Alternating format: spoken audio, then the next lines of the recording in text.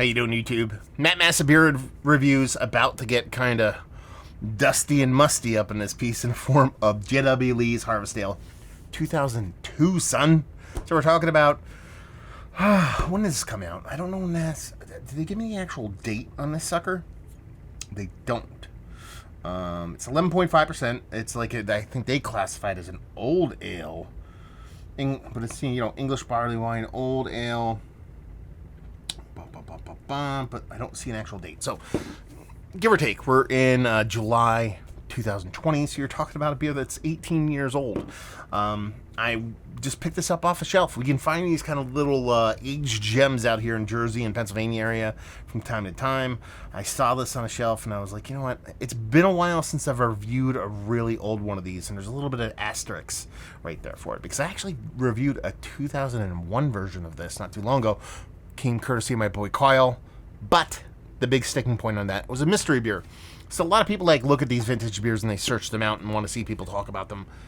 You're not going to be able to do that with the mystery beers. I don't write what the beer is in the title or anything like that, so you just happen to stumble upon it.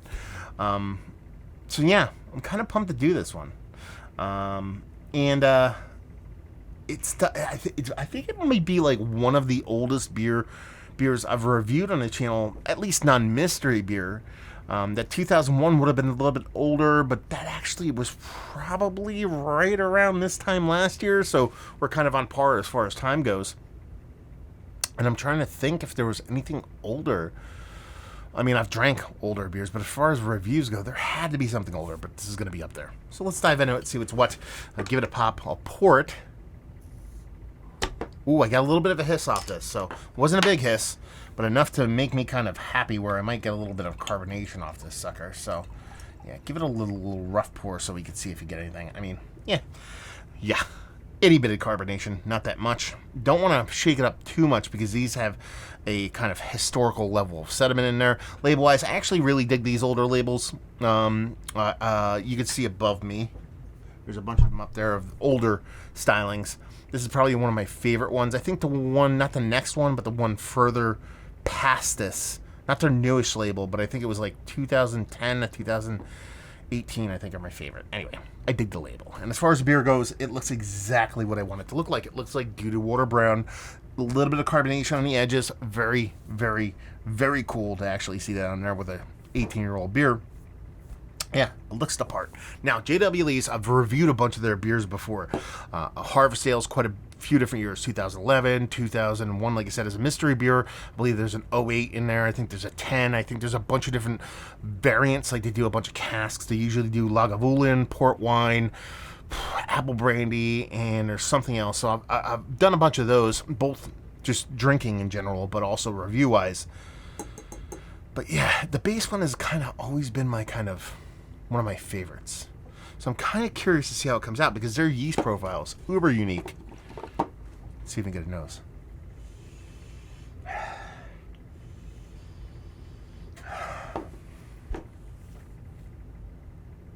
Yeah, it doesn't suck, man. It just doesn't. Listen, this is going to be a totally biased review. I should probably have said that from the get.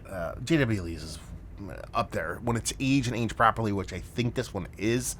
It is one of my favorite ageable beers out there. Thomas Hardy comes in number 1. This and North Coast Old Stock is probably tied for number 2. Following very close behind, there's a bunch of Belgian quads, whether it be Rochefort or West Vlieland, a bunch of different ones. But I mean, this is up there. This is so good, and what I'm getting in this is exactly what I look for in these old aged English barley wines or old ales, and is straight up just sugar daddy. Sugar daddy raisinets, and that's exactly what I'm looking for. So you get in this kind of multi-level layer of caramel and chocolate that goes from baker to milk to kind of caramel, rich kind of sugary caramel to like more of that kind of confectionery powdery stuff that I would associate with sugar daddies. And there's all this kind of date and figgy stuff floating around, but there's always this kind of unique little J.W. Lee's kind of yeast profile that throws like a little bit of a curveball and everything that's present here, but not over the top. I'm not getting a ton of oxidation on this. Sure, it's an 18-year-old beer. I'm getting oxidation, but it's not nearly as big as you've come to expect for a lot of beers this old. So you're talking about an 18-year-old beer JW Lee's is kind of notorious for their capping issues.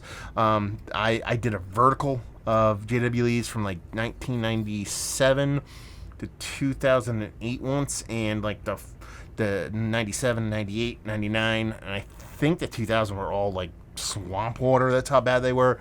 And there's been hit or misses multiple times over the years with these beers.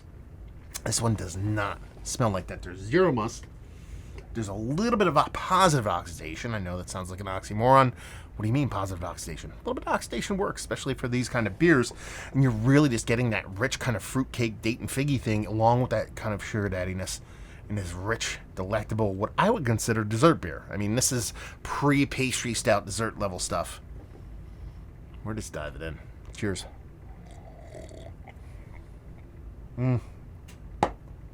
God damn, that's fucking good.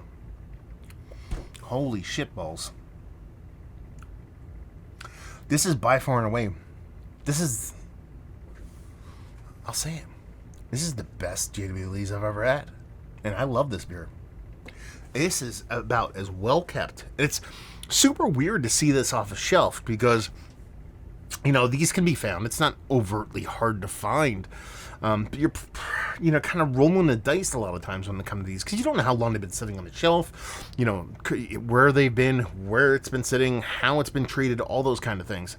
But I had a kind of inkling that this one was going to be a little bit nicer than some of the other shelf ones because the place I pulled this out of, and I'm not going to name names because I got to go back there and get a couple of these before you guys get all of them.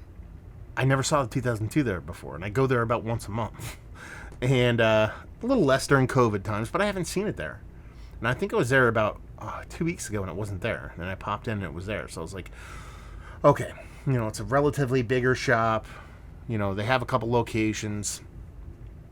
Okay. It might have been in another store, but I highly doubt it. It probably was just sitting musty and dusty in some kind of distributor's place. And they picked it up and they put it on a shelf at what I would consider, I believe it was sub $10 for this bottle. Yeah, daddy likey. So, let's actually walk through the beer because obviously I love it. So, everything I talked about in the nose actually translates in the taste, but almost more vibrant.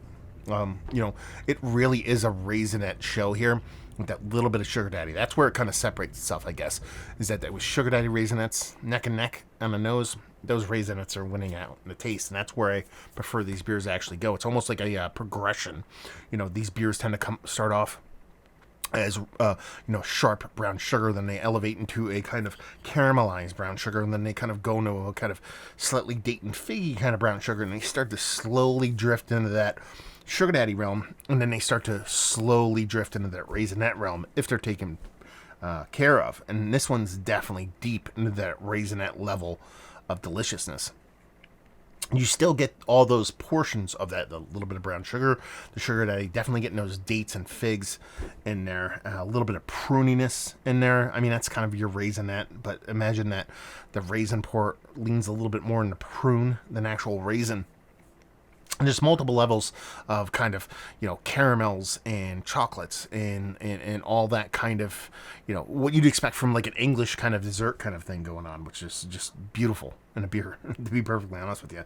The oxidation is there, but it's very, very, very, very minimal. Adds almost like a slightly soft kind of tannic tea-like drying portion. I'm sure that's a bit of Ghosts of Hops Past in combination with that kind of oxidation, but I think it adds a little bit of softness, adds a little bit of kind of refinement, a little bit of rounded edge to the sweetness, because it definitely is a sweet beer, but it's not overtly sweet for the kind of beer it is, and just ends up being a lingering, delicious, sweet dance of everything that is good with aged beer.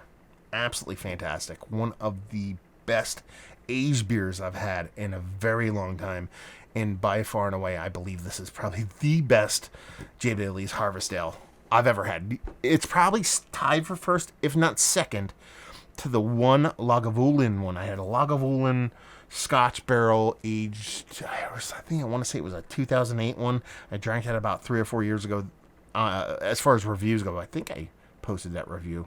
I was a little tipsy in that one, to be perfectly honest with you, but that one was bonkers good, and it's equally as good as that one, if not just slightly behind. But I think it's probably, just for the base portion of the show, I think it actually wins out.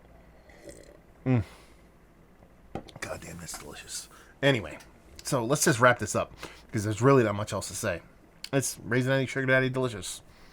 With that little bit of kind of soft kind of JW's funkiness and a beautiful, well-made beer. It's just one of the better beers. Let's go with that. Just beers that I've had. That's like, yeah, it's probably Mount Rushmore status. This is exactly what I love about beer. Listen, I love hazies.